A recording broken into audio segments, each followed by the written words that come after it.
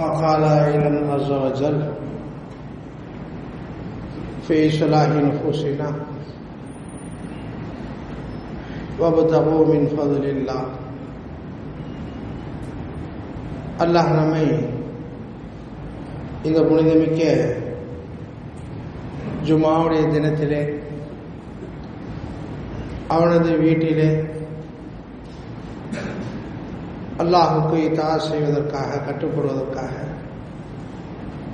நம்மை அல்லாஹ் ஒன்று சேர்த்துள்ளான். அல்ஹம்துலில்லாஹ் அலா குல்லி ஹால். மேலும் நபியுனா ஸல்லல்லாஹு அலைஹி வஸல்லம் அவருடைய உம்மத்தில் ஒரு நபராக அல்லாஹ் நம்மை தேர்ந்தெடுத்துக் கொண்டான். அல்ஹம்துலில்லாஹி அலா குல்லி ஹால். இந்த உலகத்திலே நாம் எப்படி வந்தோம்,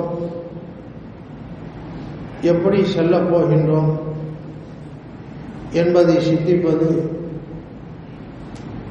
ஒவ்வொரு முஸ்லிமின் மீதும் கட்டாய கடமையாகும். சிந்திக்காமல் வாழக்கூடியவன் அவன் இஸ்லாத்தில் குறைவுள்ளவனாகத்தான் வாழ முடியும். உலமாக்கள், ஃபுகஹாக்கள் சொல்வார்கள், மப்தா மஆத் என்பதாக சொல்வார்கள். நாம் எப்படி உண்டாக்கப்பட்டோம், எப்படி நாம் அல்லாஹ்வை சென்றடைய இருக்கிறோம் என்பதை மனிதன் உணர்ந்தால், அறிந்தால், புரிந்தால் மனிதன் தனது வாழ்க்கையை, மாயிஷத்தை நகியாவாக, தூய்மையாக ஆக்கிக்கொள்ள ஆசைப்படுவான், சுத்தமாக ஆக்கிக்கொள்ள ஆசைப்படுவான். இல்லாவிட்டால் நமது வாழ்க்கை ஃபாஹிஷாக, அருவருப்பானதாக ஆகி அல்லாஹ் காப்பாற்றுவானாக. ஆகவே தான் அத்தகைய அடியார்களை அல்லாஹ் தஆலா கபரிலே வைத்து நபியுடைய முகத்துக்காக அல்லாஹ் சுத்தப்படுத்துவான், சுத்தப்படுத்தி கொண்டு இருக்கிறான். ஏனென்று சொன்னால், நமது வாகனம் வீணடைந்து விட்டால், பாலாகிவிட்டால் எவ்வாறு ஒர்க் ஷாப்பிலே போட்டு மெக்கானிக் அலக்கலக்காக பிரித்து அதை திரும்பவும் புதுசாக ஆக்கி மாற்றுவாரோ, அதே போல் கபரிலே வைத்து அல்லாஹ் தஆலா அலக்கலக்காக அல்லாஹ் பிரித்து விடுவான். கை தனியாக, கால் தனியாக, சரீரம் தனியாக, கெட்டி தனியாக அலக்கலக்காக அல்லாஹ் பிரித்து ஒன்றுமில்லாமல் அல்லாஹ் ஆக்கி திரும்பவும் மாவுல் ஹயாத்தை கொண்டு அல்லாஹ் தஆலா இந்த மனிதனை அல்லாஹ் புதுப்பிக்க இருக்கிறான். ஆகவே நாம் யோசிக்க வேண்டும், எப்படி வந்தோம் இந்த உலகத்திலே? முதலாக நம்மை ஞாபகம் செய்தது யார்? நமது தாயா, நமது தகப்பனா என்பதாக ஆராய்ச்சி செய்தால் தாயும் கிடையாது, தகப்பனும் கிடையாது. தாயுடைய சிந்தனைக்கு அப்பாற்பட்டவர்கள் நாம், தகப்பனுடைய சிந்தனைக்கு அப்பாற்பட்டவர்கள் நாம். அல்லாஹ் தனது திருமறையை ஞாபகப்படுத்தும் பொழுது, ஹல் அதா அலல் இன்சானி ஹீனும் மினத் தஹர், என்ன மனிதா, உனக்கு காலத்தில் ஒரு நேரம் வரவில்லையா? என்ன நேரம்? லம் யகுன் ஷையம் மஸ்கூரா, பிறரால் பிரஸ்தாபிக்கப்படக்கூடிய, ஞாபகம் செய்யப்படக்கூடிய ஒரு வஸ்துவாகவே நீ இல்லையே. அத்தகைய ஒரு வஸ்துவாக நீ இல்லையா? அத்தகைய ஒரு நேரமும் ஒரு காலம் உனக்கு வரவில்லையா என்பதை அல்லாஹ் தஆலா நம்மை உஷார்படுத்துகிறான். நாம் பிறப்பதற்கு முன்னால் நம்முடைய தாய் நம்மை நினைத்திருக்க மாட்டார். இவ்வாறு எனக்கு ஒரு மகன் பிறப்பான், இந்த சம்பாத்தியத்தை சம்பாதிப்பான், என்னை சுகபோகமாக வைத்துக் கொள்வான். எந்த தாயும் சிந்திக்காமல் அல்லாஹ் நம்மை ஞாபகம் செய்து வெளியிலே கொண்டு வந்தான். நாம் பிறப்பதற்கு முன்னால் தகப்பன் நம்ம நினைத்து பார்த்திருக்க மாட்டான். அல்லாஹ் நம்மை நினைத்து தன்னுடைய ஞான பூங்காவிலே அல்லாஹ் வைத்து இந்த மனித இனத்தை காலத்திற்கு தகுந்தால் போல், நேரத்திற்கு தகுந்தால் போல் அல்லாஹ் வெளியாக்கி கொண்டிருக்கின்றான். இது அவன்தான் செய்கின்றான் என்ற உணர்வு மனிதனுக்கு மிகைத்து விட்டால் மனிதன் அல்லாஹ் விட்டு தூரமாக ஆசைப்பட மாட்டான். நாம் இந்த உலகத்திலே வணக்க வழிபாடுகள் செய்கின்றோம். எவ்வளவு வணக்க வழிபாடுகள் செய்கின்றோம்? இஸ்லாமிய மக்கள் வணக்க வழிபாடுகளில் குறை செய்வது கிடையாது, சம்பூர்ணமாக ஓரளவு செய்கின்றார்கள். என்றாலும் இந்த வணக்க வழிபாட்டை ஏன் அல்லாஹ் கடமையாக்க வேண்டும்? என்ன காரணம்? அல்லாஹ்வுக்கு அவசியமா? கஞ்சனா அல்லாஹ்? வணக்க வழிபாடுகள் இல்லாமல் சோனபதியில் அல்லாஹ் நுழைக்க மாட்டானா? நுழைப்பான். உலமாக்களுக்கு தெரியும், ஆண்களுக்கு தெரியும். ஒரு மனிதர் 99 வருஷம் இந்த உலகத்தில் வாழ்ந்தார், 100 ஆண்டுகள் வாழ்ந்தார், 100 வருடம் வாழ்ந்தார். வாழ்ந்து அவர் கடைசி நேரத்திலே 99 ஆண்டுகளும் 100 ஆண்டுகளும் அவர் இறையை மறுத்து வாழ்ந்தார், இஸ்லாமை விட்டும் பிறண்டு வாழ்ந்தார். ஆனால் கடைசி நேரத்திலே லா இலாஹ இல்லல்லாஹ் முஹம்மது ரசூலுல்லாஹ் என்பதாக சொன்னால் அவர் எங்கே போவார்? என்ன மார்க்கம் தீர்ப்பு செய்கின்றது? முஃப்திகள் என்ன ஃபத்வா கொடுப்பார்கள்? அவர் சோனபதிக்கு செல்வார். அவர் எங்கே வைத்த நோன்பு வைக்கவில்லையே, அவர் தொழுகவில்லையே, அவர் நோன்பு வைக்கவில்லையே, ஜகாத் கொடுக்கவில்லையே, ஹஜ் செய்யவில்லையே, சுப்ஹானல்லாஹ் ஓதவில்லையே, எந்த அமலும் செய்யவில்லையே, கலிமா சொன்னவுடன் நேரடியாக சோனபதி செல்கின்றார் என்று சொன்னால் அல்லாஹ்வுக்கு அமல் தேவை கிடையாது. என்றாலும் ஏன் செய்ய வேண்டும்? செய்தே ஆக வேண்டும். செய்யாவிட்டால், ஃபரதை விட்டால் அல்லாஹ் நம்மை தண்டிப்பான். ஃபரதை விட்டால் அல்லாஹ் தண்டிப்பான். சுன்னத முஅக்கதாவை விட்டால் அல்லாஹ் கண்டிப்பான். முஸ்தஹபாத்களை விட்டால் அல்லாஹ் தஆலா சன்மார்க்கத்தில் உண்டான பரகாத்துகளை அல்லாஹ் எடுத்து விடுவான். உலமாக்களுக்கு தெரியும், உலமாக்கள் நிறைந்த சபை, மதரசாக்கள் அருகாமையில் இருக்கக்கூடிய சபை.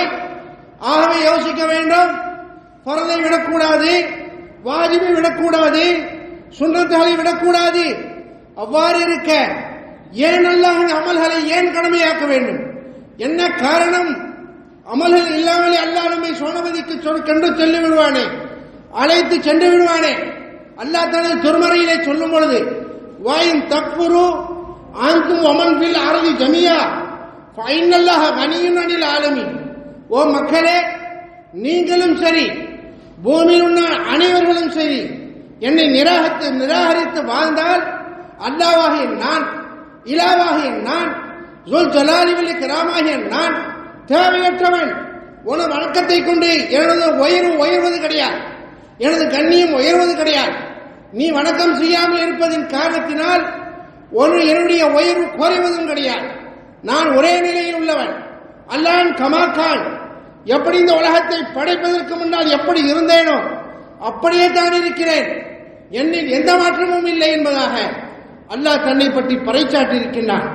ஆகவே இந்த வணக்க வழிபாடுகள் எதற்கு என்பதை யோசித்து வணக்கம் செய்தால் அந்த வணக்கம் இன்பமாக ஆகும், அந்த வணக்கம் ருசியுள்ள வணக்கமாக ஆகும். அல்லாஹ் இல்லாவிட்டால் அந்த வணக்கம் சுவையற்ற வணக்கமாக, இன்பம் இல்லாத வணக்கமாக ஆகிவிடும். அலியும் கரமல்லாஹு வஜஹு, நாம் நமது உடம்பிலே வியாதி ஏற்பட்டால் உடனே டாக்டரிடம் செல்கிறோம். நம்முடைய நாவிலே சுவை இல்லாவிட்டால், உயர்ந்த உணவுகளை உண்ணும் பொழுது, பிரியாணி பழுகளை உண்ணும் பொழுது சுவைகள் இல்லாவிட்டால் டாக்டரிடம் சென்று அதை சரி செய்வதற்காக கோஷிஷ் செய்கிறோம், முயற்சி செய்கிறோம். ஆனால் ரப்பதுல் ஜலாலுக்கு, இந்த அகிலத்தை படைத்த அல்லாஹுக்கு முன்னால் சஜிதா செய்கிறோமே, தலையை குனிய வைக்கிறோமே, நிற்கிறோமே, என்ன இன்பத்தை பெற்றோம், என்ன சுவை தெரிகிறது? ஒரு பழவிலே, ஒரு பிரியாணியில் உள்ள சுவை ஒரு சுப்ஹானல்லாஹ்விலே இல்லை, ஒரு குலாப்ஜானில் உள்ள இனிப்பு ஒரு அல்ஹம்துலில்லாஹ்விலே இல்லை. என்ன காரணம் என்று சொன்னால், நாம் நமது இஸ்லாத்தை சரிவர அறியவில்லை. சஹாபாக்கள் அறிந்தார்கள், இன்பத்தை பெற்றார்கள்.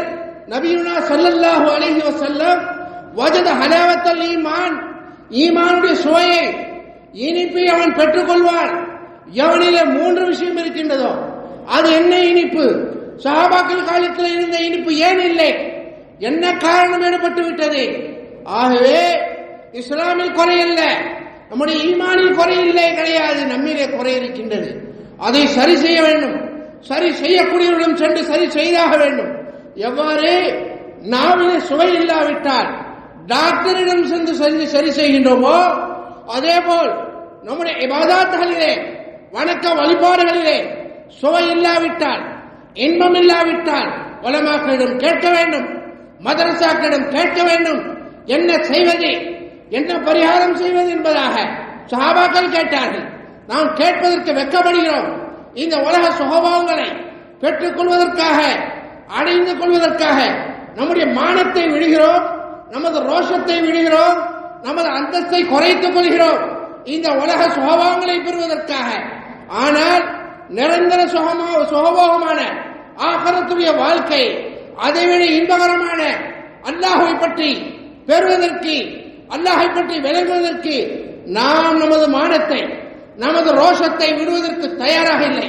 நபியுடைய மருமகனார் அலியுன் கர்ரமல்லாஹு வஜஹு அவர்கள் தன்னுடைய மாமனாரிடம் கேட்கின்றார்கள், யா ரசூலல்லாஹ், அல்லாஹ்வின் தூதரே, இன்னி லா அஜிது லஸத்தன் பில் இபாதத்தி, எனது வணக்கத்திலே இன்பத்தை நான் பெறவே இல்லையே, வணக்க வழிபாடுகள் செய்கின்றேன், எந்த இன்பமும் தெரியவில்லையே, ஏதோ சடங்காக ஆகிவிட்டதே, என்ன காரணம் என்பதாக அலியின் கர்ரமல்லாஹு வஜஹு காரணத்தை கேட்க நபியுனா ஸல்லல்லாஹு அலைஹி வஸல்லம் பதில் சொல்கின்றார்கள். என்ன பதில் சொன்னார்கள்? ஃபலக்கனஹு தௌஹீத, தௌஹீதை தல்கீனாக ஊதினார்கள். தல்கீன் என்றால் என்ன? நாம் நினைக்கிறோம் பயான் என்பதாக நினைக்கிறோம். நான் உங்களுக்கு முன்னால் பேசுகிறேன், இது பயான். பயான் வேறு, இர்ஷாதாத் வேறு, தல்கீன் வேறு, தாலீம் வேறு, தஸர்ருஃப் வேறு, தவஜ்ஜுஹ் வேறு. நூஹ் வலியுல்லாஹ் ரலியல்லாஹு அன்ஹு முன்னால் அடக்கப்பட்டிருக்கின்றார்கள். அவர்களுடைய தவஜ்ஜுஹை கொண்டு தான் சில வார்த்தைகளை பேசுகிறேன். என்ன தவஜ்ஜுஹ், என்ன கவனம், என்ன? நாம் இந்த உலகத்திலே நாம் செத்தால் முடிந்து போய்விட்டது, மறைந்தால் முடிந்து போய்விட்டது என்பதாக நினைக்கின்றோம். இவ்வாறு சொல்லவில்லை, இஸ்லாம் சொல்லவில்லை, இவ்வாறு ஈமான் சொல்லவில்லை. சஹாபாக்கள் கபர்ஸ்தானுக்கு சென்றால் என்ன சொல்வார்கள்? ஓ இன்னாரே, அஸ்ஸலாமு அலைக்கும் என்பதாக சொல்ல மாட்டார்கள். என்னுடைய தகப்பனே, உன் மீது சாந்தி உண்டாகட்டுமாக, என்னுடைய மாமாவே, உன் மீது சலாம் உண்டாகட்டுமாக என்பதாக சஹாபாக்கள் சொல்ல மாட்டார்கள். அவர்கள் பொதுவாக பொதுமக்களுக்கு நபியவர்கள் சொல்லும் பொழுது அஸ்ஸலாமு அலைக்கும் யா அஹ்லல் குபூர். ஆனால் குலஃபாய ராஷிதீன்கள், நபியுடைய ஹலீஃபாக்கள் கபர்ஸ்தானை சென்றடைந்தார். அவர்களுடைய கவனம், அவருடைய சிந்தனை எவ்வாறு இருந்தது என்று சொன்னார். யா அஹ்லல் லா இலாஹ இல்லல்லாஹ், அலியுன் கர்ரமல்லாஹு வஜஹு கபர்ஸ்தானில் அடக்கம் செய்யப்பட்ட மகான்களை பார்த்து, மன்னரையில் வாழக்கூடியவர்களை பார்த்து கேட்பார்கள், யா அஹ்லல் லா இலாஹ இல்லல்லாஹ், ஓ லா இலாஹ இல்லல்லாஹ் உடையவர்களே, கைஃப வஜத்தும் லா இலாஹ இல்லல்லாஹ், லா இலாஹ இல்லல்லாஹ் எப்படி பெற்றுக் கொண்டீர்கள்? நீங்கள் உங்கள் செல்வத்தை எப்படி பெற்றுக் கொண்டீர்கள்? சவாபை எப்படி பெற்றுக் கொண்டீர்கள்? ஹஜ்ஜுடைய சவாபை எப்படி பெற்றுக் கொண்டீர்கள்? உம்ராவுடைய சவாபை எப்படி பெற்றுக் கொண்டீர்கள் என்பதாக கேட்கவில்லை. கைஃப வஜத்தும் லா இலாஹ இல்லல்லாஹ், லா இலாஹ இல்லல்லாஹ் எப்படி பெற்றுக் கொண்டீர்கள் என்பதாகத்தான் கேட்டார்கள் என்று சொன்னால், நாம் நம்முடைய அமல்கள், நாம் செய்யக்கூடிய வணக்க வழிபாடுகள் அது இன்பகரமாக, அது ருசியானதாக ஆக வேண்டும் என்று சொன்னால் நாம் தௌஹீதிலே மிதக்க வேண்டும். எப்படி தௌஹீத், எப்படி அல்லாஹ்வை ஒன்றாக ஆக்குவது? ஒன்றாக ஆக்குவது என்று சொன்னால் என்ன? இந்த பல கோடி வஸ்துக்கள் இருக்கின்றதே, அல்லாஹ் மட்டும் இருந்தானே, வானம் 7 வானம் அல்லாஹ் உண்டாக்கி விட்டானே, எப்படி அல்லாஹ்வை ஒன்றுபடுத்துவது? 7 பூமி அல்லாஹ் உண்டாக்கி விட்டானே, அல்ல எப்படி ஒன்றுபடுத்துவது? பல கோடி நபிமார்களே, 1,00,000 சொச்ச நபிமார்களை எல்லாம் உண்டாக்கி விட்டானே, எப்படி அல்லாஹ்வை ஒன்றுபடுத்துவது? ஒரு வீட்டிலே, ஒரு மஸ்ஜிதிலே நாம் இந்த மஸ்ஜிதிலே ஒருவரை மட்டும் ஒன்றுபடுத்த வேண்டும் என்று சொன்னால் பாக்கி உண்டானவர்களை வெளியிலாக்க வேண்டும். வெளியிலே சென்றால்தான், வெளியாக்கினால்தான், ஒருவர் மட்டும் இருந்தால்தான் அந்த ஒருவரை ஒன்றுபடுத்த முடியும். அதே போல் இந்த உலகத்திலே அல்லாஹ் மட்டும் இருந்தான். இந்த அகிலத்தை படைத்த, இந்த பிரபஞ்சத்தை படைத்த பிறகும் நான் மட்டும் தான் இருக்கிறேன். இன்னவல்லாஹு இலாஹும் வாஹிதுன், நாம் எங்கே என்பதை யோசிக்க வேண்டும். யோசித்தால் நமக்கும் அல்லாஹுக்கும் மத்தியிலே என்ன தொடர்பு, நாம் என்ன செய்கின்றோம், அவன் என்ன செய்கின்றான். நாம் நினைக்கின்றோம் 24 மணி நேரமும் அல்லாஹுக்கு வணக்கம் செய்கின்றோம் என்பதாக. கிடையாது, கிடையாது. நாம் செய்யக்கூடிய வணக்க வழிபாடுகள் சொற்பம், அல்லாஹ் செய்யக்கூடிய ஹசான் அதிகம், அல்லாஹ் செய்யக்கூடிய உபகாரம் அதிகம். நாம் செய்யக்கூடிய ஹசான் உபகாரம் கம்மி, சொற்பம் சொற்பம். எவ்வளவு தான் வணக்க வழிபாடுகள் செய்தாலும் அதுவும் அல்லாஹ்வை கொண்டு தான் செய்கின்றோம். அல்லாஹ்வுடைய தயவு இல்லாமல் நம்மால் செய்யவே முடியாது. ஆகவே சுருக்கமாக ஞாபகப்படுத்துகிறேன், நம்முடைய வணக்க வழிபாடுகளிலே இன்பத்தை கொண்டு வர வேண்டும். சஹாபாக்களும் அமல் செய்தார்கள். அவர்கள் செய்ததை போல உலகத்தில் கியாமத் வரையிலும் எந்த வலியும் செய்ய முடியாது, எந்த குதமும் செய்ய முடியாது, எந்த ஹாசும் செய்ய முடியாது, எந்த ஆலிமும் செய்ய முடியாது, எந்த ஆபிதும் செய்ய முடியாது. செய்துவிட்டு என்ன நினைத்தார்கள்? என்ன அல்லாஹ்வுக்கு முன்னால் முனாஜாத் செய்தார்கள், ரகசியமாக பேசினார்கள். யா அல்லாஹ், நான் செய்த அமலுக்கு நீ நற்கூலியை வழங்க வேண்டும் என்பது எனக்கு அவசியம் இல்லை. மாறாக நான் செய்த அமலுக்காக என்னை குற்றம் முடிக்காமல் விட்டால் போதுமே என்பதாக உமர் ஃபாரூக் ரலியல்லாஹு அன்ஹு அல்லாஹ்வுடைய சமூகத்திலே முனாஜாத் செய்தார்கள் என்று சொன்னார். யோசிக்க வேண்டும், எதை பாவமாக நினைத்தார்கள், எதை நினைத்தார்கள், எதை நினைத்தழுதார்கள். தொழுது விட்டு எந்த நபி மாசூமான நபியோ, பாவத்தை விட்டு பாதுகாக்கப்பட்ட நபியோ, பாவமே செய்ய முடியாத நபியோ, அந்த நபி தொழுதுவிட்டு தொழுகை முடித்து விட்டு அஸ்தக்ஃபிருல்லாஹ் அஸ்தக்ஃபிருல்லாஹ் அஸ்தக்ஃபிருல்லாஹ் 3 விடத்தும் சொன்னார்கள். யா அல்லாஹ், என்னை மன்னித்து விடு, யா அல்லாஹ், என்னை மன்னித்து விடு, யா அல்லாஹ், என்னை மன்னித்து விடு. என்ன ஷிர்க் செய்தார்களா? என்ன நிஃபாக் செய்தார்களா? என்ன ஃபுசூக், என்ன பாவத்தை செய்தார்கள்? ஏன் மன்னிப்பு தேட வேண்டும்? சினிமா கொட்டாய் போயிட்டு வந்தால் மன்னிப்பு தேடலாம். நாம் அந்நிய பெண்ணை பார்த்தால் மன்னிப்பு தேடலாம். தவறான வார்த்தைகளை பேசலாம், மன்னிப்பு தேடலாம். ஆனால் தொழுகை என்பது ஆரம்பத்திலிருந்து கடைசி வரையும் வணக்கமாக இருக்கக்கூடிய அந்த தொழுகையை முடித்துவிட்டு அஸ்தக்ஃபிருல்லாஹ், யா அல்லாஹ், என்னை மன்னித்து விடு. தனது முதல் ஹலீஃபாவான சித்திக் அக்பர் ரலியல்லாஹு அன்ஹு அவர்களுக்கு தொழுகையிலே நான் எதை ஓத வேண்டும் என்பதாக கேட்கும் பொழுது அப்பொழுது என்ன நபியர்கள் சொல்லிக் கொண்டு கொடுத்தார் என்று சொன்னால், இன்னி லலம்து நஃப்ஸி அல்லாஹும்ம இன்னி லலம்து நஃப்ஸி, யா அல்லாஹ், எனது நஃப்ஸுக்கு அநீதம் செய்து விட்டேன். பாவம் செய்யாத காலம் கைருல் குரூனி கர்னி சும்மல்லதீன யலூனஹும் சும்மல்லதீன யலூனஹும், சிறந்த நூற்றாண்டில் வாழ்ந்த மகான்கள் எல்லாம் அல்லாஹ்விடம் மன்றாடினார்கள் என்று சொன்னார், மன்னிப்பு தேடினார்கள் என்று சொன்னார். பாவமே இல்லாத காலத்தில் வாழ்ந்தவர்கள், பாவம் மலிந்து கிடக்கக்கூடிய காலத்தில் வாழக்கூடிய நாம் எவ்வளவு அல்லாஹ்விடம் நாம் முத்துவச்சியா ஆக வேண்டும், எவ்வளவு முன்னோக்க வேண்டும். நாம் என்னவோ இஸ்லாம் என்று சொன்னார் 5 தொழுகை, 5 வக்து தொழுகை தொழுது விட்டால் போதும், நோன்பு வைத்து விட்டால் போதும், ஜகாத் கொடுத்து விட்டால் போதும், ஹஜ் செய்து விட்டால் போதும். இதை தூண் என்பதாக சொன்னார்கள். தூணை மட்டும் எழுப்பிவிட்டு ஒரு வீட்டிலே நாம் கூடி அமர முடியுமா? கூடி ஏற முடியுமா? 5 தூண்களை போட்ட பிறகு கூடி அமர முடியுமா? மனைவி மக்கள் இழுத்துக் கொண்டு சென்றால் மனைவி மக்கள் வருவார்களா? வரமாட்டார்கள். வெறும் தூண் மட்டும் இருக்கின்றது. முகடு எங்கே? அது வெளிச்சம் எங்கே? சவர் எங்கே? ஏசி எங்கே? யோசிக்க வேண்டும். பேன் எங்கே? அங்கே வாழ்வதற்கு என்ன செய்வது? இஸ்லாம் என்பது ஒரு கோட்டை. இது 5ஐ மட்டும் நாம் கவனம் செலுத்தி வாழ்கிறோமே. பாக்கி இஸ்லாம் என்ன? ஈமான் என்ன? இஸ்லாம் என்றால் என்ன?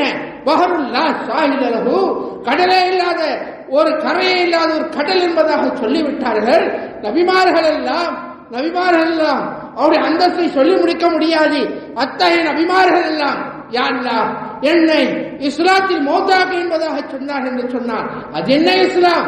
என்னை மௌத்தாக்கு இஸ்லாத்தில் என்பதாக சொன்னால் அது என்ன இஸ்லாம்? யோசிக்க வேண்டும்.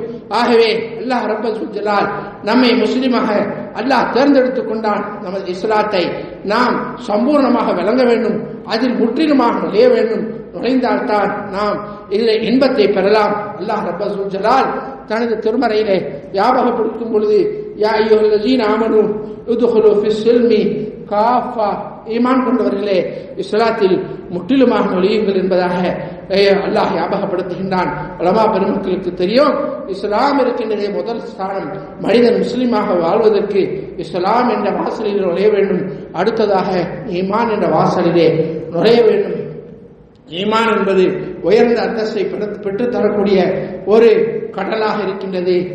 அல்லாஹ் ரப்பல் ஜலால் ஈமானுடைய அந்தஸ்தை அடைந்தாலும் சரி, திரும்பவும் நீங்கள் இஸ்லாத்தில் முற்றிலுமாக நுழையுங்கள் என்பதாக அல்லாஹ் சொல்கின்றான் என்று சொன்னால், நாம் ஒரு மாணவனை பார்த்து 7வது ஜும்ரா ஓதுகிறார், 6வது ஜும்ரா ஓதுகிறார், அவரை பார்த்து திரும்பவும் 1வது ஜும்ரா ஓது அல்லது 1வது படிச்சுட்டு வா என்பதாக சொன்னால் நம்மை போய் நீ போய் படிச்சிடுவா என்பதாக ஆசிரியரை எவ்வாறு விரட்டுவாரோ, ஆனால் அல்லாஹ் ரப்பல் ஜலால் ஈமான் கொண்டவர்களே என்பதாக கூப்பிட்டு, ஈமானுடைய மகாம் என்ன, ஈமான் கொண்டவர்கள் என்பதாக கூப்பிட்டு திரும்பவும் பேசிக்கான இஸ்லாத்திலே முற்றிலுமாக நுழை என்று சொன்னால் அது என்ன இஸ்லாம்? எவ்வாறு கட்டுப்படுவது? நம்முடைய சரீரத்தை கட்டுப்பட வைத்தோம், அல்லாஹுக்கு முன்னால் தலை சாய்த்தோம், நம்முடைய உள்ளத்தை அல்லாஹுக்கு முன்னால் சாய்த்தோமா? நமது ரூஹை அல்லாஹுக்கு முன்னால் சாய்த்தோமா? இதுதான் இஸ்லாமா? உள்ளத்தின் பக்கம் யாருடைய சிந்தனையும் இல்லை. கை கால் அல்லாஹுக்கு முன்னால் குனிந்தால் போதுமா? போதாது. உள்ளம் சாய வேண்டும். உள்ளம் எங்கே? நம்முடைய ரூஹ் எங்கே? நமது நஃப்ஸ் எங்கே? நாம் யார் என்பதை விளங்காத வரையிலும் கல்பை சாய்க்க முடியாது, உள்ளத்தை சாய்க்க முடியாது, ரூஹை சாய்க்க முடியாது, நம்முடைய சிறை சாய்க்க முடியாது. சாய்க்காத வரையிலும் நம்முடைய இஸ்லாம் அல்லாஹ்வுடைய சமூகத்திலே சம்பூர்ணத்தை பெறாது. ஆகவே அந்த உத்தம சஹாபாக்கள் எல்லாம் அமல்கள் செய்துவிட்டு அதை சொற்பமாக வழங்கினார்கள். நாம் சிறிய அமல்களை செய்துவிட்டு அதை அதிகமாக வழங்குகின்றோம். இது போதும் என்பதாக நம்முடைய நஃப்ஸ் ஹைலாக்களை தந்திரங்களை சொல்லித் தருகின்றது. கியாமத்தில் அல்லாஹ்வை பார்த்துக் கொள்ளலாம், நபியவர்களை பார்த்துக் கொள்ளலாம். நாம் ஏதோ அமல் செய்து விட்டோம் போதும் என்பதாக தைரியத்தை நஃப்ஸ் உண்டாக்குகின்றது. இது தவறு. சஹாபாக்கள் அவர்கள் பல கோடி அமல்களை செய்துவிட்டு இன்னும் அதிகமாக செய்ய வேண்டுமே என்ற எண்ணத்தில் அவர்கள் வாழ்ந்தார்கள். என்ன காரணம் என்று சொன்னால், நாம் இந்த உலகத்திலே வாழும் பொழுது இஸ்லாம் ஈமான் இருக்கின்றது. ஈமான் என்ற கடலிலே அந்த சஹாபாக்கள் ஈமான் என்ற கண்ணாடியிலே அமலை பார்த்தார்கள். ஈமான் என்ற கண்ணாடி பிரமாண்டமான கண்ணாடி. அல் முஃமினு மிராத்துல் முஃமின். ஈமான் இருக்கின்றதே பிரமாண்டமான, அதற்கு எல்லையற்ற ஒரு கண்ணாடி. அந்த கண்ணாடியிலே நீ 80 வருஷம் செய்தாலும் சரி, 800 ஆண்டுகள் செய்தாலும் சரி, அது சொற்பமாக தெரியும். அந்த கண்ணாடியில் அந்த அமல்களை பார்த்ததின் காரணத்தினால்தான் சஹாபாக்கள் தங்களுடைய அமல்களை சொற்பமாக நினைத்தார்கள். ஆனால் நாம் அமல்கள் என்ற கண்ணாடியிலே ஈமானை பார்ப்பதின் காரணத்தினால் சிறிய அமல்களை செய்துவிட்டு போதும் என்ற தைரியத்திலே ஜுராத்திலே வந்துவிட்டோம். அல்லாஹ் காப்பாற்ற வேண்டும். ஆகவே நாம் அல்லாஹுக்கு முன்னால் தலை சாய்க்கக்கூடியவர்களாகிய நாம் அல்லாஹ்வை அறிந்து புரிந்து தலை சாய்க்க வேண்டும். இல்லாவிட்டால் நாம் தலை சாய்ப்பதற்கு யதார்த்தம் இல்லாமல் ஆகிடும். நாம் தலை சாய்ப்பதற்கு அர்த்தம் இல்லாமல் ஆகிடும், இன்பம் இல்லாமல் ஆகிடும். ஏன் கட்டுப்பட வேண்டும்? மனைவி புருஷன் என்ற அறிமுகம் ஏற்பட்ட பிறகுத்தான், புருஷனிலே என்ன இருக்கின்றது என்பதை விளங்கிய பிறகுத்தான் உண்மையிலே யதார்த்தமாக மனைவி புருஷனுக்காக அர்ப்பணமாகின்றால். மனைவி புருஷனை வழங்காத வரையிலும் மனைவி அர்ப்பணமாக மாட்டார். புருஷனிலே என்ன திறமை, புருஷனிலே என்ன கமால் இருக்கிறது என்பதை விளங்கிய பிறகு புருஷனுக்காக அர்ப்பணமாகின்றார். அதே போல் ரப்பல் ஜலாலான அல்லாஹ்விலே என்ன கமால் இருக்கின்றது, என்ன திறமை இருக்கின்றது, நாம் நினைக்கின்றோம் அவரை கொண்டு நடக்கின்றது, இவரை கொண்டு நடக்கின்றது, அவரிலே தெரிகின்றது, இவரிலே தெரிகின்றது என்பதாக நினைக்கின்றோம். அல்லாஹ்விலே ஒரு கமாலையும் பார்ப்பது கிடையாது. அவனிலே உண்டான திறமைகளை பார்த்தால்தான் அல்லாஹுக்கு முன்னால் முழுமையாக தலை சாய்க்க நமக்கு ஆசை வரும். வல்ல அல்லாஹ் நம் அனைவர்களையும் உண்மை முஸ்லிம்களாக, உண்மை முஃமின்களாக அல்லாஹ் ஆக்கி அருள் புரிவானாக. வாஹிரு தஅவானா அனில் ஹம்துலில்லாஹி ரப்பில் ஆலமீன். அஸ்ஸலாமு அலைக்கும்.